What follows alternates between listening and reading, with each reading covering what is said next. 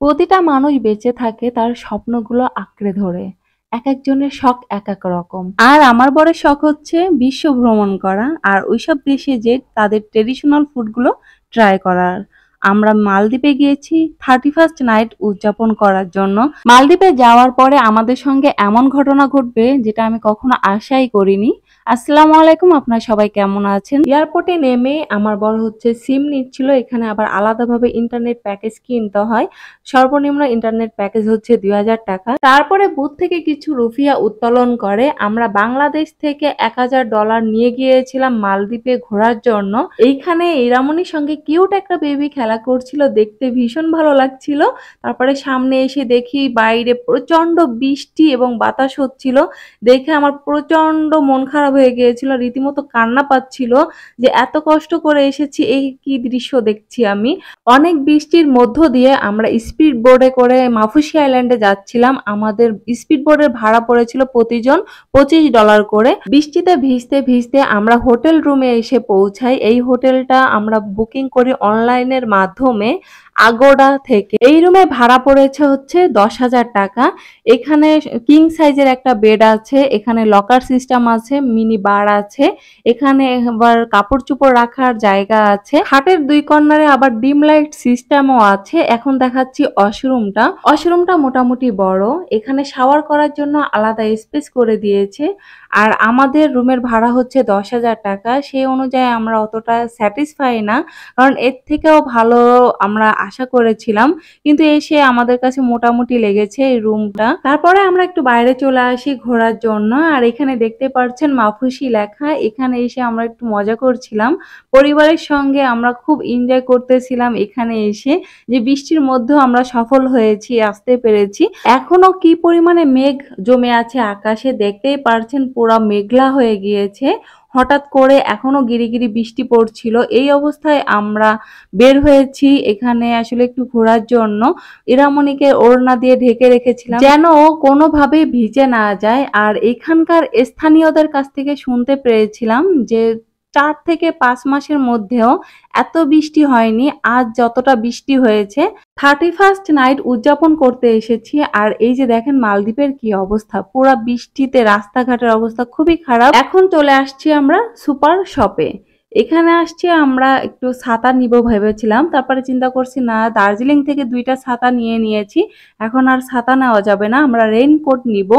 এখানে এসে আবার বিভিন্ন ধরনের জুস, তারপরে হচ্ছে পটেটো, এগুলো দেখছিলাম। আমরা কিছু খাবারও নিয়ে নিয়েছিলাম, শুকনা খাবার বাচ্চার জন্য, আমাদের জন্য। আম্মু দেখি তোমাকে কি সাজাইছি। আও হ্যাঁ, এমন সময় মালদ্বীপে আসলাম যে পুরা বৃষ্টির সময়। সবকিছুতেই আমাদের বৃষ্টিতেই টানে বেশি।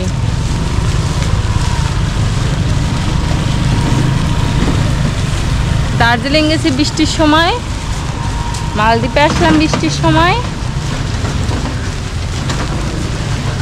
এখন আজকে বৃষ্টিটা হয়ে যাওয়ার পর কালকে না হলেই বাঁচি, তাহলে বিভিন্ন ধরনের ওয়াটার অ্যাক্টিভিটিস করতে পারবো আমরা। আর এমন যদি হয় তাহলে কিভাবে কি করবো জানি না। দেখছেন আমাদের অবস্থা, রাস্তাগুলো দেখায়, এই যে রাস্তা। অনেক হতাশ মন নিয়ে বিচের কাছে বসেছিলাম আর সমুদ্র দেখছিলাম। আর মা আর মেয়ে দুজনে মিলে দোল খাচ্ছিলাম। ইরামনি রেইনকোট পরতেই চাচ্ছিল না। আর আমরা ট্যুরে গেলে 1 ঘন্টা ওয়েস্ট করতে চাই না, আমরা ওই 1 ঘন্টা বিভিন্ন জায়গায় ঘুরে আমরা সময় পার করতে চাই। এর জন্য আমরা বের হয়ে গিয়েছি রেইনকোট পরে বৃষ্টির মধ্যে এই সৌন্দর্য উপভোগ করার জন্য। আর এখন আমরা চলে আসছি বিকিনি বিচে, যে বিচের নাম আমি অনেকবার শুনেছি, ভেবেছি যে যাব, কিন্তু যে দেখি যে ছোট্ট একটা বিচ। দেখতেই পাচ্ছেন অনেক মানুষ কিন্তু এই বিচে গোসল করছিল। আর পানিটা কিন্তু ভালোই স্রোত আর ঠান্ডা ঠান্ডা লাগছিল। বিকিনি বিচে কিছুটা সময় পার করে আমরা মাফুসি আইল্যান্ডটা ঘুরে দেখি। 31st নাইট উপলক্ষে তারা অনেক সুন্দর করে মাফুসি আইল্যান্ডটা সাজায় আলোকসজ্জা দিয়ে। আর আমার একটু টেনশন হচ্ছিল যে এমন ওয়েদার থাকলে কালকে কিভাবে আমরা ওয়াটার অ্যাক্টিভিটিস করব। তারপরে চলে যাই আমরা সল্ট বিচে, এখানে যে কথা বলি, যেই দেখেছি আমাদের ছোট বাচ্চা তারা অ্যালাউ করেনি, বলেছে ছোট বাচ্চা নিয়ে আমরা ওয়াটার অ্যাক্টিভিটিস করতে পারবো না। আমার ভীষণ মন খারাপ হচ্ছিল। তারপরে আমার বর বলে যে চলো অন্য জায়গায় কথা বলি। তারপরে আমরা চলে যাই হচ্ছে কানি ট্যুরস, এখানে এসে কথা বলি। তারা বলে বাচ্চা নিয়ে আপনি স্নোরকেলিং করতে পারবেন কিন্তু শার্কের সঙ্গে করতে পারবেন না। তারপরে আমরা বুকিং দিয়ে দিই। আমাদের পার পারসন পড়েছে হচ্ছে $30 করে। যদি আজকের মতো ওয়েদার থাকে তাহলে আমরা কালকে ওয়াটার অ্যাক্টিভিটিস গুলো করতে পারবো না, এটা নিয়ে একটু টেনশন হচ্ছিল। আর এখান থেকে হাঁটছিলাম আর আমাদের রাত্রে খাওয়ার জন্য রেস্টুরেন্ট দেখছিলাম। এখানে মালদ্বীপ, তারপরে হচ্ছে ইন্ডিয়ান অনেক ফুড ছিল, কিন্তু আমাদের ওগুলো খেতে মন চাচ্ছিল না। আমরা বাঙালিয়ান খাবার খেতে চাচ্ছিলাম। আর এখান থেকে যাচ্ছিলাম আর বিভিন্ন ধরনের সুভিনিয়ার দেখছিলাম। মালদ্বীপে কেনাকাটার মতো আসলে তেমন কিছু নাই, সবকিছুই অনেক এক্সপেন্সিভ।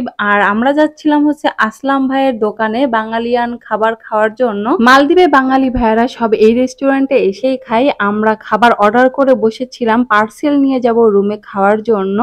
আর এই ভিডিওটা ভালো লাগলে লাইক দিবেন, শেয়ার করবেন। আপনারা সবাই ভালো থাকবেন। আল্লাহ হাফেজ।